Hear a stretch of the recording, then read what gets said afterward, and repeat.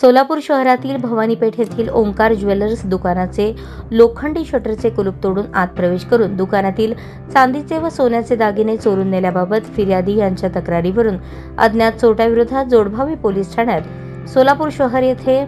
भारतीय न्याय संहिता कलम 331(3), 331(4), 305 प्रमाणे 10 जून रोजी गुन्हा दाखल आहे। सदर गुन्ह्याच्या अनुषंगाने गुन्हे शाखेकडील सहाय्यक पोलीस निरीक्षक विजय पाटील,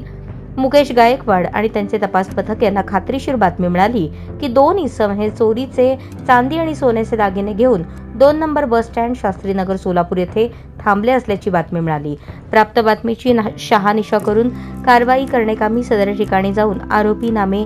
सिद्धनाथ उर्फ ढेप्या गंगाधर बनकर व 21 राहणार मड्डी वस्ती भवानी पेठ सोलापूर एक विधी संघर्षग्रस्त बालक यांनी चोरी केलेले चांदीचे आणि सोन्याच्या दागिन्यासह त्यांना ताब्यात घेतले। त्यानंतर त्यांच्याकडे गुन्ह्याच्या अनुषंगाने अल्पवयीन बालकाच्या नातेवाईकांसमक्ष अधिक चौकशी केली असता त्यांनी दाखल गुन्ह्याची कबुली दिली। त्यानुसार जोडभावी पेठ पोलीस ठाणे येथे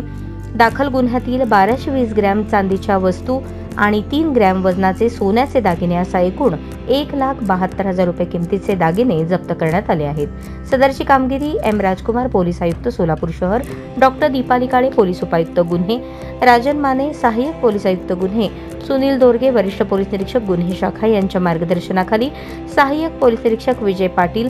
police sub inspector Mukesh Gaikwad, police अंमलदार शफी नंदराम गायकवाड, वाजिद पटेल, योगेश बर्डे, धीरज सातपुते, विठ्ठल यलमार, महिला पोलीस हवालदार शिलावती काळे, चालक सतीश काटे यांनी केली आहे।